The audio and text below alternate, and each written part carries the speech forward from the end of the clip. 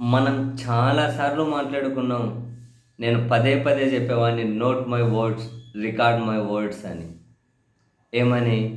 ప్రస్తుత కూటమి పార్టీలలో చాలామంది వివి వివిధ కారణాలతో అసంతృప్తిగా ఉన్నారు.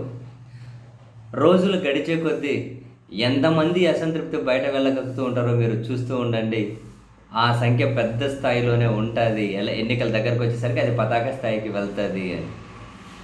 సో అనుకున్నట్లే కొన్ని సంఘటనలు అయితే జరుగుతూ పోతూ ఉన్నాయి. ఇప్పుడు భీమవరంలో డిప్యూటీ స్పీకర్ రఘురామకృష్ణంరాజు గారు వర్సెస్ డిప్యూటీ సీఎం వీళ్ళ మధ్య సరే రగడ ఎక్కువ కాకుండా వీళ్ళు లోపల లోపల ఏదో దాన్ని సమస్యపోయేలా వాళ్ళు ప్రయత్నాలు చేస్తూ ఉన్నా ఒకరి మీద మరొకరికి అసంతృప్తి అయితే ఎపిసోడ్ ద్వారా బయటపడింది.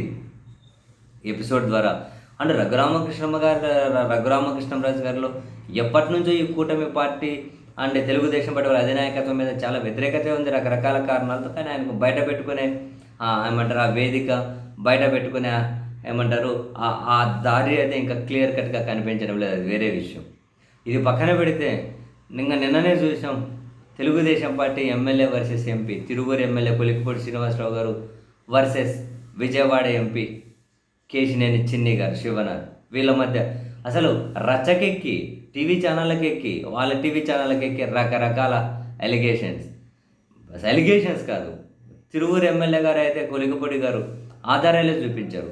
విజయవాడ ఎంపీకి నేను 5 కోట్లు డబ్బు ఇచ్చాం, అదిగో ఇంత డబ్బు మేము అకౌంట్లో ట్రాన్స్ఫర్ చేశాను అని చెప్పి బ్యాంక్ స్టేట్మెంటు, మిగిలిన డబ్బు కూడా మా స్నేహితుల ద్వారా ఇచ్చాం, ఆ వివరాలన్నీ కనుక బయటకు వస్తాయి అని. అక్కడితో ఆగలే. టీవీ ఛానల్లో కూర్చొని కూడా వరుస పెట్టి అసలు ఆయన హైదరాబాద్లో ఎట్లా మోసం చేశాడు జనాలని కన్స్ట్రక్షన్ పేరుతో, ఎట్లా ఆయన కోసం జనాలు తిరుగుతూ ఉన్నారు, ఎంతమందిని మోసం చేశారు, ఎంతమందిని వేధిస్తూ ఉన్నారు, ఆయనకు మోసం చేసిన డబ్బు తప్ప ₹1 ఆస్తి లేదు, ₹1 డబ్బు లేదు అని చెప్పి చాలా విషయాలు మాట్లాడుకుంటూ వచ్చారు. రచ్చ అయిపోయింది. చివరికి చంద్రబాబు నాయుడు గారు దుబాయ్ పర్యటన ముగించుకొని వచ్చిన తర్వాత ఏవో సీరియస్గా మాట్లాడతా సీరియస్గా చర్యలు ఉంటాయి అని చెప్పారని వాళ్ళ పత్రికలు రాసుకుంటూ వచ్చాయి.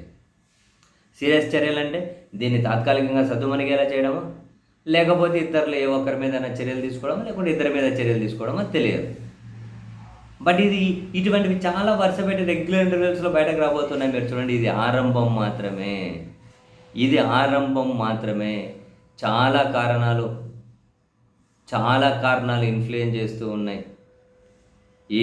వీళ్ళేదో పత్రికలు టీవీ ఛానల్ని అడ్డు పెట్టుకొని ఏదో దాచిపెట్టాలని ప్రయత్నం చేసిన క్షేత్రస్థాయిలో ఎమ్మెల్యే ఎంపీ స్థాయిలో కూడా చాలామంది ఈ ప్రభుత్వం మీద అసంతృప్తిగా ఉన్నారు. ప్రభుత్వం మీద అసంతృప్తిగా ఉన్నారా, కొందరు నాయకుల మీద అసంతృప్తిగా ఉన్నారా, కొన్ని విధానాలు నచ్చక అసంతృప్తిగా ఉన్నారా, కారణాలు ఏవైనా కానివ్వండి, లుక్కలుక్కలు అసంతృప్త నాయకులు పెద్ద ఎత్తున రాబోయే రోజుల్లో అయితే బయటకు రాబోతూ ఉన్నారు.